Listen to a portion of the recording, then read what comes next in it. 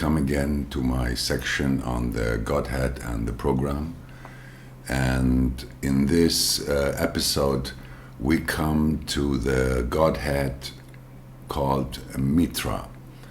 On February 24th, the sun entered the first line of the first of the four gates that compose the so-called Godhead Mitra. So it is a chemistry that will stay with us until, just about the spring equinox. It will leave us exactly at the door of the spring equinox. So this time right before the spring, you see, it takes these, think of, you can see in the image that 3 of the 4 emotional gates of Mitra are located, like in Kali, in the solar plexus. So that Kali and Mitra obviously are the most emotional of all the Godheads.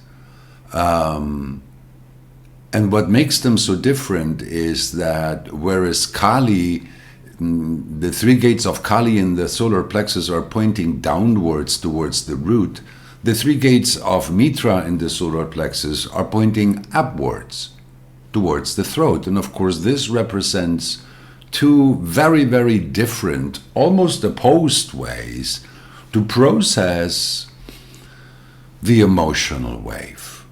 And the principles of the emotional wave that mechanically, from the perspective of the fact that the solar plexus is a motor that runs on a wave, it is basically the binary of pleasure and pain, and 2 very, very different ways in Kali and Mitra to process the cause and effect of both pleasure and pain.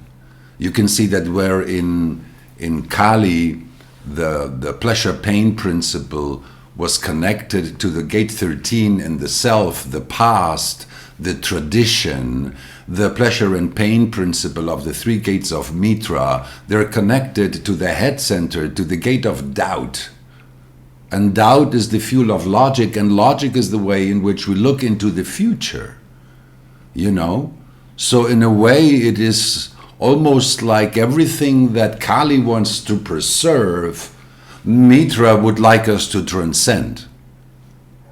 I mean, that's, the other interesting thing is, I never pay much attention to the poster child that Ra selected to illustrate the way the chemistry of a certain group of hexagrams impacts on our spiritual conditioning, let's call it this way.